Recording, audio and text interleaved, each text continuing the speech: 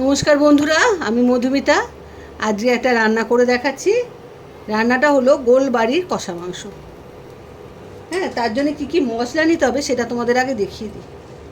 এই 4টে গোটা শুকনো লঙ্কা, 2টো বড় এলাচ, অল্প জায়ফল, 2টো স্টার অনিশ। মাংস বুঝে সব মশলা নেবে। আমি 1 কেজির কাছাকাছি 700 মতো মাংস আছে, আমি সেরকম বুঝে মশলাটা নিয়েছি। এটা গোটা গরম মশলা, এটা সাজিরা, আর এটা হলো কাবাব চিলি। কাবাব চিলিটা এই রান্নাতে লাগে, কাবাব চিলিটা দিতেই হবে। আর বড় এলাচ, এই বড় এলাচ, এই দুটো জিনিস দিতেই হবে, না দিলে এই রান্নাটা ঠিকমতো হবে না। এইগুলো এবারে খালি ফ্রাই প্যানে ভেজে নেব। একটু এটা ভেজে নিয়ে এটাকে পেস্ট করে নেব। এগুলো ভাজি, অল্প ভাজবে, বেশি নয়। সুন্দর একটা যখন গন্ধ বেরোবে তখন এটাকে নামিয়ে ঠান্ডা করে গুঁড়ো করতে হবে। একটা সুন্দর গন্ধ বেরোতে আরম্ভ করেছে, এবারে এটাকে নামিয়ে ঠান্ডা করে নিচ্ছি। ঠান্ডা করে গুঁড়ো করে নেব। বন্ধুরা, মশলাটা ভাজা ভাজা হয়ে গেছে, ভেজে গুঁড়ো করে নিয়েছি। আর কড়াইতে তেল দিয়েছি, তেল গরম করে শুধু পেঁয়াজটা ভাজছি। পেঁয়াজটা ভাজা ভাজা হলে তারপরে অন্য মশলাগুলো দেব। এখন পেঁয়াজটা ভাজা হচ্ছে। পেঁয়াজটা দেখো লাল লাল করে ভাজা হয়ে এসছে, পুরো লাল লাল হয়ে এসছে। এর থেকে বেশি ভাজলে আবার পুড়ে যাবে, ওই জন্যে এরপরে আর ভাজা যাবে না। এবারে মশলাগুলো দিতে আরম্ভ করব। প্রথমে দেব 1 চামচ আদা বাটা,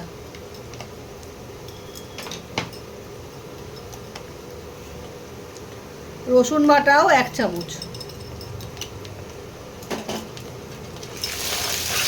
এবার এটাকে একটু ভাজা ভাজা করতে হবে।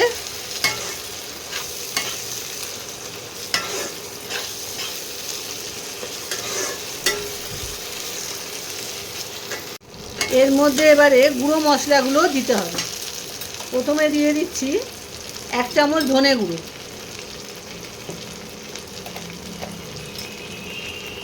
তোমরা যেমন ঝাল খাবে সেই মতো লঙ্কার গুঁড়ো দেবে।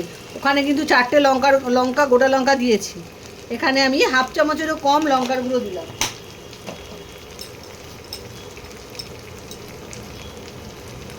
আন্দাজ মতো হলুদ গুঁড়ো। এবারে এগুলোকে একটু কষিয়ে নিই।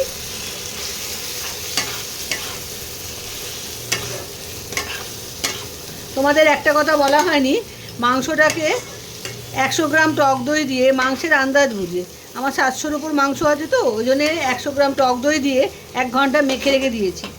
তোমরাও তাই করবে, 1 ঘন্টা মাখিয়ে টক দই মাখিয়ে রেখে দেবে, তাহলে তাড়াতাড়ি রান্নাটা হয়ে যাবে। টক দই দিয়ে মাখিয়ে রেখেছি। এবারে এই যে মশলাটা আমি তৈরি করেছিলাম সেই মশলাটা এবারে দেবো আস্তে আস্তে।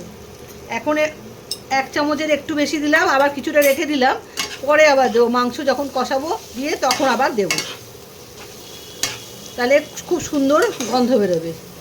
আর মাংসর কালারটা একদম গোলবাড়ির মতো হবে। গোলবাড়ির কষা মাংস যেরকম হয় সেই কালারের হয়ে যাবে। এখন অল্প দিলাম, আবার অল্প দেবো পরে। এবারে আমি মাংসটা আস্তে আস্তে দিয়ে দেবো।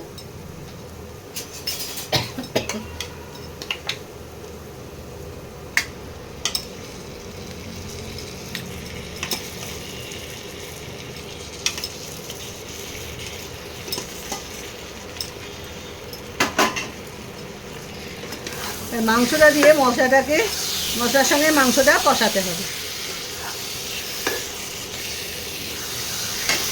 ভালো করে। এটা মাংসটাকে কষিয়ে নিতে হবে। বন্ধুরা, মাংসটা কষানো হয়ে এসছে, মাংস দিয়ে তেল ছাড়তে আরম্ভ করেছে। এবারে আমি স্বাদ মতো নুনটা দিয়ে দেবো। নুনটা আমি দিইনি প্রথমে, জল বেরিয়ে যাবে বলে, এখন নুনটা দিতে হবে। আর বাকি যে মশলাটা আছে সেই মশলাটা এবারে সবটা দিয়ে দেবো।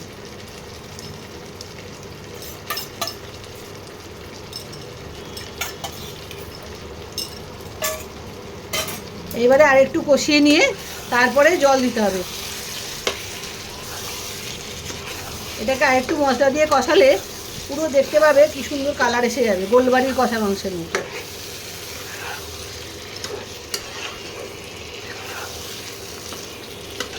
আর এখানে জলের জায়গায় কিন্তু চা পাতা ভিজিয়ে রাখবে, জল যখন টকবক করে ফুটবে তখন চা পাতাটা গ্যাসটা অফ করে চা পাতা দিয়ে দেবে। আধ ঘন্টা মতো চাটা ভিজবে, তারপর সেই জলটা ছেঁকে নিয়ে সেটা দিতে হবে। আমিও তাই করেছি। চায়ের লিকার দিয়ে রান্নাটা হয়। চা পাতা দিয়ে খবরদার ফোটাবে না, ফোটালে কিন্তু একটা তেতো ভাব চলে আসবে। জলটা ফুটলে গ্যাসটা অফ করে দেবে, দিয়ে বারবার আমি বলে দিচ্ছি গ্যাসটা অফ করে চা পাতাটা দিয়ে দেবে। 1 চামচ বা 2 চামচ মাংসের আন্দাজ বুঝে দিয়ে দেবে। তারপরে আধ ঘন্টার মতো ভিজিয়ে রাখবে, তারপরে সেটা লিকারটা ছেঁকে নিয়ে দেবে। এবারে আমি জল দিয়ে দেবো। এই দেখো চায়ের লিকার।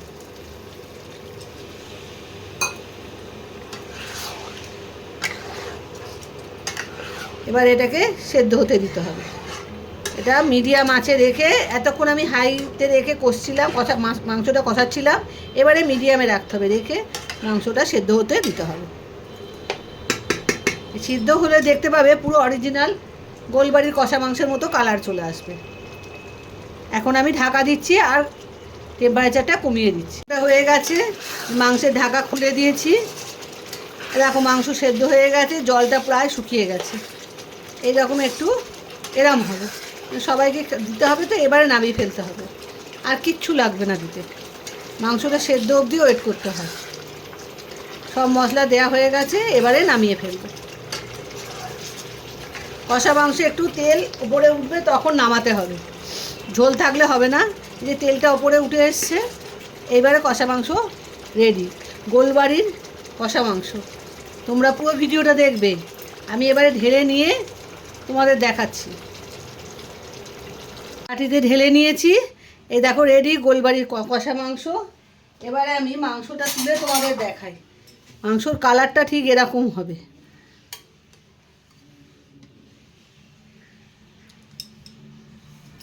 এই দেখো ঠিক এই রকম মশলা তেল এরকম থাকবে, এই রকম ধরনের হবে।